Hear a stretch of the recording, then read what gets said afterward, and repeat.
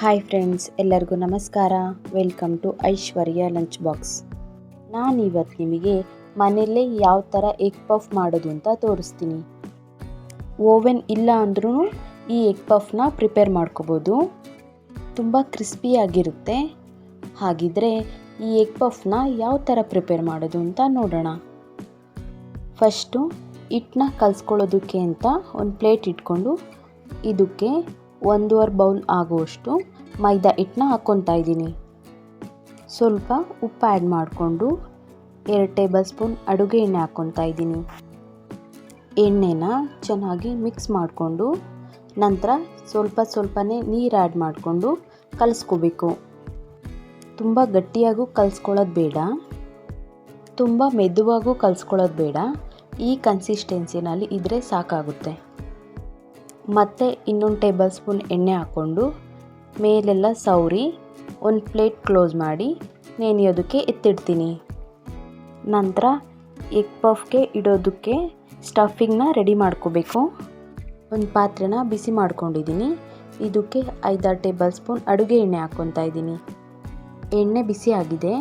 ಇದಕ್ಕೆ 4 ಈರುಳ್ಳಿನ ಈ ಥರ ಸ್ವಲ್ಪ ದೊಡ್ಡ ಸೈಜಲ್ಲಿ ಕಟ್ ಮಾಡಿ ಹಾಕ್ಕೊತಾ ಇದ್ದೀನಿ. ಹಾಗೆ 2 ಹಸಿರು ಮೆಣಸಿನ್ಕಾಯಿ ಹಾಕ್ಕೊಂಡು ಈರುಳ್ಳಿ ಸ್ವಲ್ಪ ಕಲರ್ ಚೇಂಜ್ ಆಗೋವರೆಗೂ ಫ್ರೈ ಮಾಡ್ಕೋಬೇಕು. ಇದಕ್ಕೆ ಸ್ವಲ್ಪ ಶುಂಠಿ ಬೆಳ್ಳುಳ್ಳಿ ಪೇಸ್ಟ್ನ ಆ್ಯಡ್ ಮಾಡ್ಕೊತಾ ಇದ್ದೀನಿ. ಹಸಿ ಸ್ಮೆಲ್ ಆಗೋವರೆಗೂ ಎಣ್ಣೆಯಲ್ಲಿ ಫ್ರೈ ಮಾಡ್ಕೋಬೇಕು. ಈರುಳ್ಳಿ ಸ್ವಲ್ಪ ಫ್ರೈ ಆಗಿದೆ. ಇದಕ್ಕೆ ಅರ್ಧ ಸ್ಪೂನ್ ಆಗುವಷ್ಟು ಖಾರದ ಪುಡಿ, ಅರ್ಧ ಸ್ಪೂನ್ ಆಗುವಷ್ಟು ಧನಿಯಾ ಪುಡಿ, ಅರ್ಧ ಸ್ಪೂನ್ ಗರಂ ಮಸಾಲ, ಸ್ವಲ್ಪ ಅರಿಶಿನ, ಹಾಗೆ ಅರ್ಧ ಸ್ಪೂನ್ ಜೀರಿಗೆ ಪುಡಿನ ಆ್ಯಡ್ ಮಾಡಿಕೊಂಡು ರುಚಿಗೆ ತಕ್ಕಷ್ಟು ಉಪ್ಪು ಆ್ಯಡ್ ಮಾಡ್ಕೊತಾ ಇದ್ದೀನಿ. ಮೀಡಿಯಮ್ ಫ್ಲೇಮಲ್ಲಿ ಚೆನ್ನಾಗಿ ಮಸಾಲೆನೆಲ್ಲ ಮಿಕ್ಸ್ ಮಾಡ್ಕೋಬೇಕು. ಈರುಳ್ಳಿ ಇನ್ನೂ ಒಂದು ಸ್ವಲ್ಪ ಸಾಫ್ಟ್ ಆಗಬೇಕು. ಇವಾಗ ಲಿಡ್ ಕ್ಲೋಸ್ ಮಾಡಿ 2 ನಿಮಿಷ ಚೆನ್ನಾಗಿ ಬೇಯಿಸ್ಕೊತೀನಿ. ನೋಡಿ, ಇಷ್ಟು ಫ್ರೈ ಆಗಿದೆ. ಇದಕ್ಕೆ ಅರ್ಧ ಗ್ಲಾಸ್ ಆಗೋಷ್ಟು ನೀರು ಆ್ಯಡ್ ಮಾಡಿಕೊಂಡು ಮತ್ತೆ ಮಿಕ್ಸ್ ಮಾಡ್ಕೋಬೇಕು. ಹಾಕಿರೋ ನೀರು ಸ್ವಲ್ಪ ಡ್ರೈ ಆದಮೇಲೆ ಕೊತ್ತಂಬರಿ ಸೊಪ್ಪು ಹಾಕಿ ತಿರುಗಿಸ್ಕೊಂಡು ಫ್ಲೇಮ್ ಆಫ್ ಮಾಡ್ಕೋಬೇಕು. ನಂತರ 6 ಮೊಟ್ಟೆನ ಬೇಯಿಸ್ಕೊಂಡು ಸಿಪ್ಪೆ ತೆಗೆದು ತೊಗೊಂಡಿದ್ದೀನಿ. ನಾನು ಕಲಿಸ್ಕೊಂಡಿರೋ ಮೈದಾ ಹಿಟ್ಟಿಗೂ ಹಾಗೆ ಸ್ಟಫಿಂಗಿಗೂ 6 ಮೊಟ್ಟೆ ಸಾಕಾಗುತ್ತೆ. ನಾನು ತೋರಿಸೋ ಪ್ರೊಸೀಜರಲ್ಲಿ ನೀವು ಜಾಸ್ತಿ ಕೂಡ ಪ್ರಿಪೇರ್ ಮಾಡ್ಕೋಬೋದು. ನಂತರ ಒಂದು ಬೌಲ್ಗೆ 2 ಟೇಬಲ್ ಸ್ಪೂನ್ ಆಗುವಷ್ಟು ತುಪ್ಪ ಆ್ಯಡ್ ಮಾಡ್ಕೊತಾ ಇದ್ದೀನಿ. ಹಾಗೆ 2 ಟೇಬಲ್ ಸ್ಪೂನ್ ಅಡುಗೆ ಎಣ್ಣೆ ಹಾಕ್ಕೊಂಡು ಇದಕ್ಕೆ 4 ಟೇಬಲ್ ಸ್ಪೂನ್ ಆಗುವಷ್ಟು ಕಾರ್ನ್ಫ್ಲೋರ್ನ ಆ್ಯಡ್ ಮಾಡಿಕೊಂಡು ಮಿಕ್ಸ್ ಮಾಡ್ಕೋಬೇಕು. ಗಂಟಿಲ್ಲದೆ ಇರೋ ಹಾಗೆ ಚೆನ್ನಾಗಿ ಮಿಕ್ಸ್ ಮಾಡ್ಕೋಬೇಕು. ನೋಡಿ, ನಾನು ಈ ಥರ ಮಿಕ್ಸ್ ಮಾಡ್ಕೊಂಡಿದ್ದೀನಿ. ಮೈದಾ ಹಿಟ್ಟನ್ನ ಕಲಸಿಟ್ಟು ಒಂದು 1/2 ಅವರ್ ಮೇಲಾಗಿದೆ. ಚೆನ್ನಾಗಿ ನೆಂದಿರುತ್ತೆ ಇದು. ಮೈದಾ ಹಿಟ್ಟನ್ನ 1-2 ನಿಮಿಷ ನಾದ್ಕೋಬೇಕು. ನಾನು ಶೆಲ್ಫ್ ಮೇಲೆ 1-2 ನಿಮಿಷ ಚೆನ್ನಾಗಿ ನಾದ್ಕೊತೀನಿ.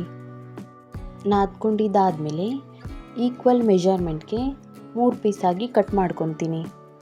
ಇದರಲ್ಲಿ 2 ಪೀಸ್ನ ಎತ್ತಿಟ್ಕೊಂಡು ಈ ಪೀಸ್ನ ಮತ್ತೆ ಇದೇ ಥರ ನಾದ್ಕೊಂಡು ಕಟ್ ಮಾಡ್ಕೊತಾ ಇದ್ದೀನಿ. ಈ ಥರ ಮಾಡೋದ್ರಿಂದ ಹಿಟ್ಟು ತುಂಬ ಸಾಫ್ಟಾಗಿರುತ್ತೆ. ಹಾಗೆ ಈಕ್ವಲ್ ಮೆಜರ್ಮೆಂಟಲ್ಲಿ ಕೂಡ ಕಟ್ ಮಾಡ್ಕೋಬೋದು. ಇವಾಗ ಒಂದೊಂದಾಗಿ ಚಪಾತಿ ಥರ ಲಟ್ಟಿಸ್ಕೋಬೇಕು. ಈ ಥರ ಮೀಡಿಯಮ್ ಸೈಜಲ್ಲಿ ಲಟ್ಟಿಸ್ಕೊಂಡು ಎತ್ತಿಟ್ಕೊತಾ ಇದ್ದೀನಿ.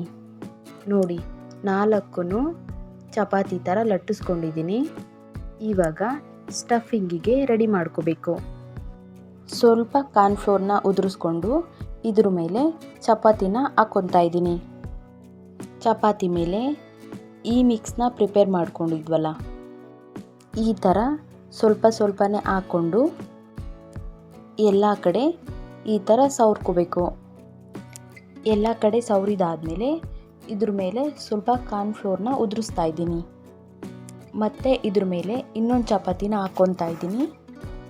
ಈ ಚಪಾತಿ ಮೇಲೂ ಇದೇ ಮಿಕ್ಸ್ನ ಹಾಕ್ಕೊಂಡು ನೀಟಾಗಿ ಸವರ್ಕೋಬೇಕು. ಸವರ್ಕೊಂಡಿದ್ದಾದಮೇಲೆ ಕಾರ್ನ್ಫ್ಲೋರ್ನ ಉದುರಿಸ್ಕೊಂಡು ಇನ್ನೊಂದು ಚಪಾತಿನ ಹಾಕ್ಕೊತಾ ಇದ್ದೀನಿ. ಒಟ್ಟು ನಾನು 3 ಚಪಾತಿನ ಹಾಕ್ಕೊಂಡಿದ್ದೀನಿ. ಪ್ರತಿಯೊಂದು ಸ್ಟೆಪ್ಪಿಗೂ ಈ ಮಿಕ್ಸ್ನ ಸವರ್ಕೊಂಡು ಕಾರ್ನ್ಫ್ಲೋರ್ನ ಉದುರಿಸ್ಕೊಂಡಿದ್ದೀನಿ. ಇವಾಗ ಇದು ಲಟ್ಟಿಸ್ಕೊಳೋದಕ್ಕೆ ರೆಡಿಯಾಗಿದೆ. ಪ್ರತಿ ಸಾರಿ ಕಾರ್ನ್ಫ್ಲೋರ್ನ ಹಾಕ್ಕೊಂಡು ಲಟ್ಟಿಸ್ಕೊಳ್ಳೋದ್ರಿಂದ ಶೆಲ್ಫ್ಗೆ ಹಿಟ್ಟು ಅಂಟೋದಿಲ್ಲ, ಹಾಗೆ ತುಂಬ ಅಗಲವಾಗಿ ಕೂಡ ಲಟ್ಟಿಸ್ಕೋಬೋದು. ನೋಡಿ, ನಾನು ತೋರಿಸೋ ಥರ ಅಗಲವಾಗಿ ಲಟ್ಟಿಸ್ಕೋಬೇಕು. ಮತ್ತೆ ಇದೇ ಮಿಕ್ಸ್ನ ಎಲ್ಲ ಕಡೆನೂ ಹಾಕ್ಕೊಂಡು ನೀಟಾಗಿ ಸ್ಪ್ರೆಡ್ ಮಾಡ್ಕೋಬೇಕು. ಈ ಥರ ಮಾಡೋದ್ರಿಂದ ಪಫ್ಫು ಪದರ ಪದರವಾಗಿ ಚೆನ್ನಾಗಿ ಬರುತ್ತೆ. ನೋಡಿ, ನಾನು ತೋರಿಸೋ ಥರ ಫೋಲ್ಡ್ ಮಾಡ್ಕೋಬೇಕು ಎರಡು ಕಡೆನೂ.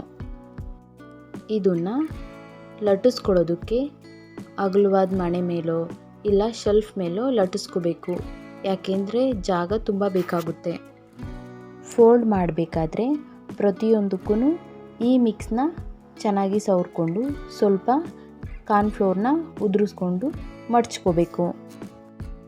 ನೋಡಿ, ಫೈನಲ್ಲಾಗಿ ಈ ಥರ ಫೋಲ್ಡ್ ಮಾಡಿ ರೆಡಿ ಮಾಡ್ಕೋಬೇಕು. ಇದನ್ನು ಮತ್ತೆ ಲಟ್ಟಿಸ್ಕೋಬೇಕು. ನೋಡಿ, ನಾನು ತೋರಿಸೋ ಥರ ಅಗಲವಾಗಿ ಲಟ್ಟಿಸ್ಕೋಬೇಕು.